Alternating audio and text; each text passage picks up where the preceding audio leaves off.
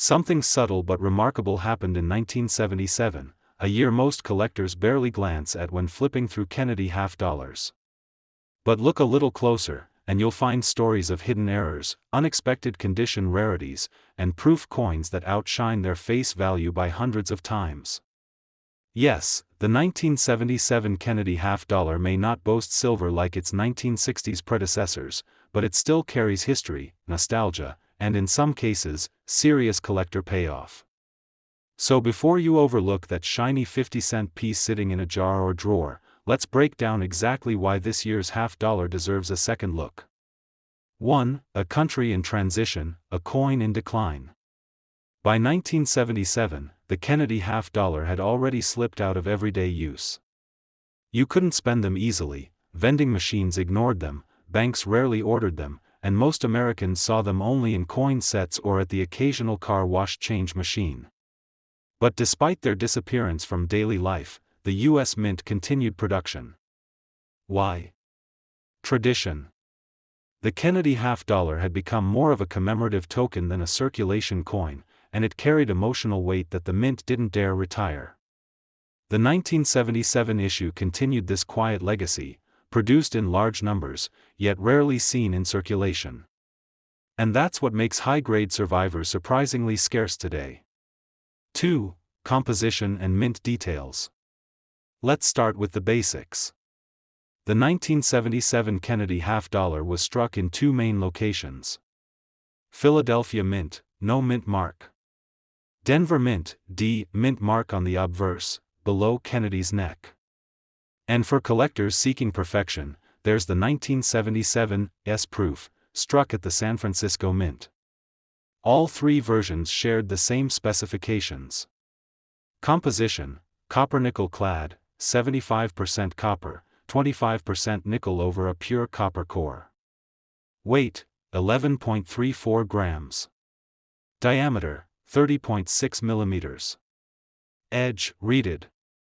By this point, silver had been gone from regular issues for 6 years, yet, interestingly, some transitional or planchet error examples have surfaced that defy expectations.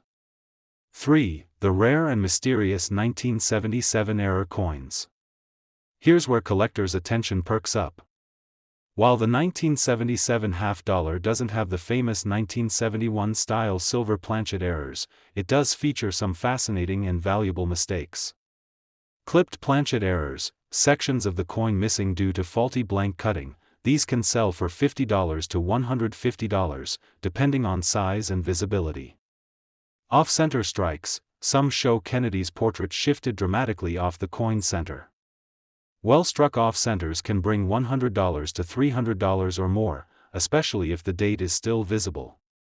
Double dies and machine doubling. A few examples from Denver show mild doubling on the lettering or date, subtle, but desirable for specialists.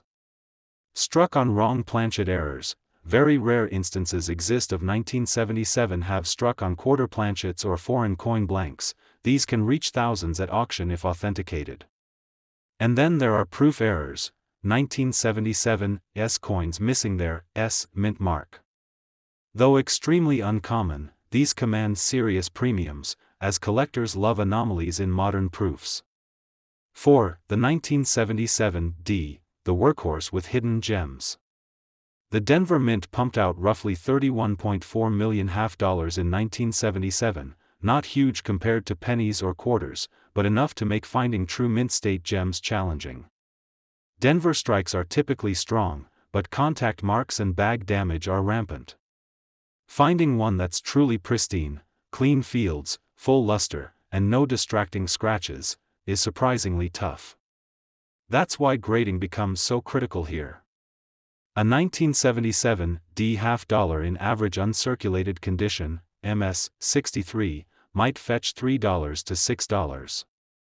But bump that to MS 66 or MS 67, and you're suddenly looking at $100 to $500 or more, especially if certified by PCGS or NGC. And an MS 68 example? Practically unicorn-level rare. Only a handful exist, and those have sold in the $2,000 plus range. 5. The 1977 Philadelphia subtle, scarce, and overlooked. Philadelphia struck nearly $44.5 million that year, more than Denver, yet ironically, finding well-struck examples from Philly can be even harder. Many suffer from soft detail on Kennedy's hair and the eagle's feathers. Minting pressure inconsistencies left the design looking almost mushy in spots. So collectors prize coins with sharp, crisp details and strong luster. High-grade 1977, no mint mark, halves in MS-67 condition are rare.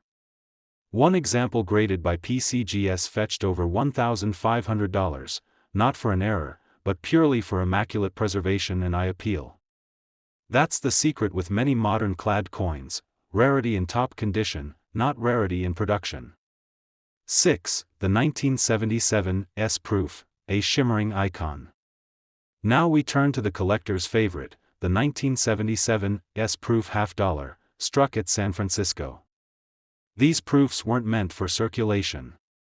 Each was struck multiple times using polished dies and mirror-finished planchets to create that deep, reflective shine collectors adore.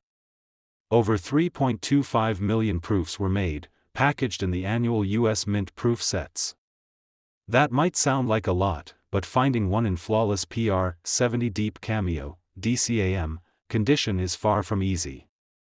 A perfect PR 70 DCAM 1977 S-half has sold for $300 to $500, while PR 69 examples hover around $50 to $150, depending on certification and I appeal. Some of these proofs display stunning toning, blues, purples, and golds, formed naturally over decades. Collectors often pay extra for that character. 7. Why so many people still hold on to them. For many Americans over 50, Kennedy $half still stir emotion. The design evokes memories of the early 1960s, of a young president, of optimism cut short. Even though 1977 was well past that tragedy, the coin still carried Kennedy's legacy in every detail. Many people tucked them away simply because of who appeared on the obverse, not because they expected future value. And now, decades later, those sentimental keepsakes might be quietly appreciating in drawers and jars across the country. 8. The design, small changes, lasting impact. While the Kennedy design remained consistent since 1964, subtle refinements appeared through the years. By 1977, the Mint had adjusted the relief slightly to improve striking on the copper-nickel planchets. Obverse, John F. Kennedy's left-facing profile, designed by Gilroy Roberts. Reverse, the presidential seal, with the heraldic eagle clutching olive branches and arrows, designed by Frank Gasparo. The detail in the feathers, rays, and lettering still makes it one of the most intricate and respected U.S. coin designs of the 20th century.